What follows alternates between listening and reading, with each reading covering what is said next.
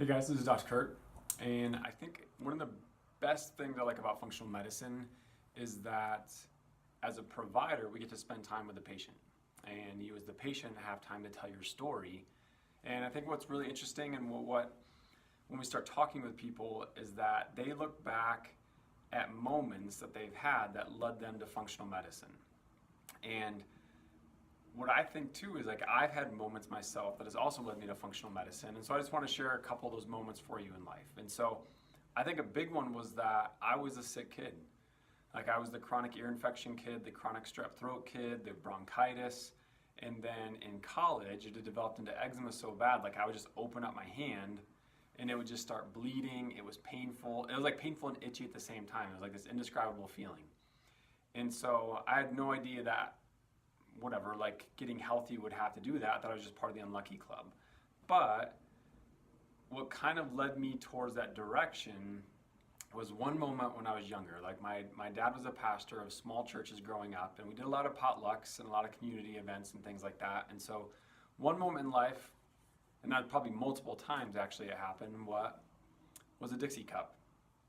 And I think one thing that sticks out in my mind with all these extended family members I had through the church was that there was a lot of people with these Dixie cups in front of their place settings at these potluck dinners, and they were filled with these colorful looking things that looked really pretty.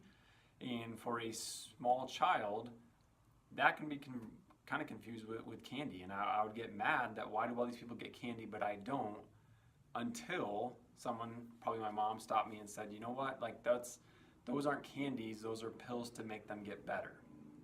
And as I aged, as I matured through middle school, through high school, what I heard from these people were more prayer requests for healing and for help with procedures and surgeries and health scares and all those types of things.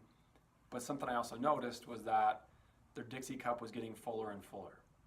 And so me being a sick kid and having kind of success with, hey, I have an ear infection, here's a medication, that got me better. I had whatever, bronchitis, here was a medication, I got better. So I had this paradigm in my head of drugs make you better. And so these people with the Dixie cups, as they got fuller and fuller, but were getting worse and worse, my reasoning was they weren't getting the right medications. And so that led me to my initial undergrad degree in pharmacy. And I got about a semester into my freshman year, and my advisor at the time was probably not the most positive of people and the most encouraging. And we were looking at the second semester course load, and she said, you know what, I've seen kids like you before, and I don't think you're going to make it. And I don't know why she ever said that, but I'm kind of the quiet kid, but I'm super competitive. And so I took that out of spite more that I'm going to prove her wrong. I'm going to show her what I can do and go through with this degree, but she wouldn't sign off on the next year's course load or next semester's course load. So I had to go home that Christmas break and look through the course manual. And again, this is purely out of spite, no love of science, no love of what I could do with this degree, but looked and saw the word biochemistry, and I'm like, hey, that looks pretty hard. It's in the science department, not under her direct supervision, so I don't have to have her permission for it. And I'm going to make her eat her words when I cross the stage in 3.5 years. Well, joke was on me. She retired the next year. I've never seen her since, never had the satisfaction of just like shoving this piece of paper and degree in her face.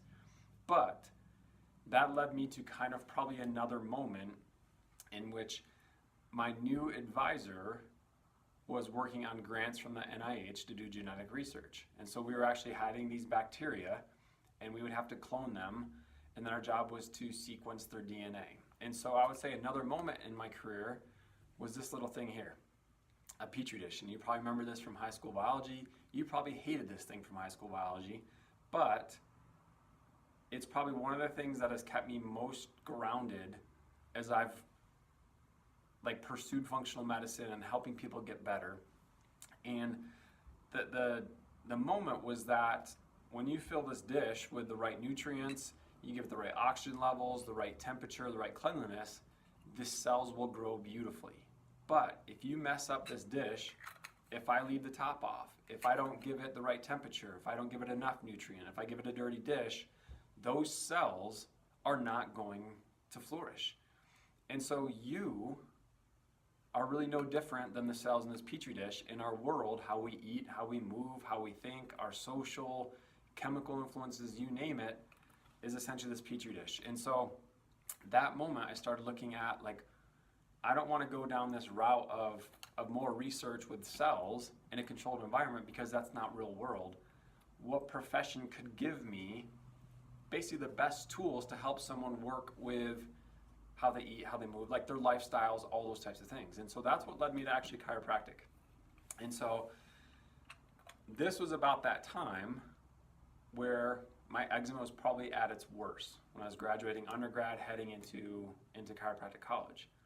And it was there I started getting adjusted regularly. I started changing nutrition, and guess what? My skin started clearing up. And that kind of opened my eyes to more like, hey, I want to work with more people in this lifestyle-based model, but under a chiropractic aspect. And I didn't really figure out how to do that. And so I graduated. I took my first position. I traveled across the country out to the West Coast, took my first position as a chiropractor. And I went to the boss and said, you know what, I want to take these people, get them better. Because I could line up 5 people with the same condition, 3 of them get well, 1 sort of so, and then 1 not so good. And we're like, what's the difference? Like, what are the variations? And that's where we start looking at lifestyle. And I think his nice way of saying no was saying, yes, you can do these workshops, but you have to keep them to 15 minutes. And you have to serve pizza and soda or nobody's going to show up to it. So, I mean, it was a total joke. So it never happened. Long story short, in that time frame, that's when I met my wife, moved to Colorado Springs, and began other moments of leading towards functional medicine. And so I practiced in a chiropractic clinic for a few years, then went on my own, and then it was this other moment. It was this shoulder issue. It was a longtime client.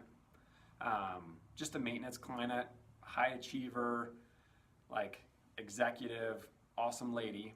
And she came in with like this raging shoulder pain.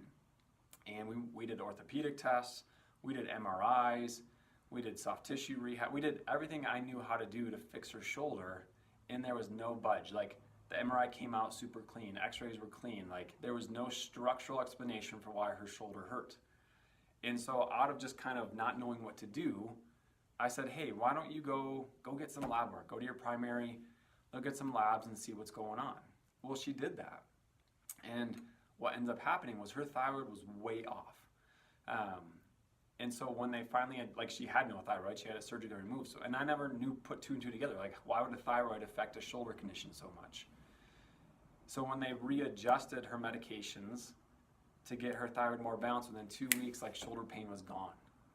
And that was like, both of us were super frustrated why the shoulder wasn't. And so that just blew my mind and opened my eyes to, like, okay, what else am I missing? Like, what could these pain syndromes, these musculoskeletal issues, muscle, joint, ligament problems, are they really just that, or can there be more to the story? And so that started expanding my questioning of, like, well, why is this happening, and why is that happening, and why is that happening? And that's what led me down to functional medicine. And it's always in a state of continual learning. I don't think I'll ever be done. And I think if I ever say, like, oh, I got this figured out, like, I don't know. I think that's a bad mindset to have, because that means I'm probably not even close to having it figured out. And so those are kind of the moments in my life, from a Dixie cup, from a petri dish, and from a shoulder issue that had nothing to do with the shoulder, that led me to functional medicine. So I look forward to hearing your story and kind of your moments in life that led you towards functional medicine. So thanks for listening.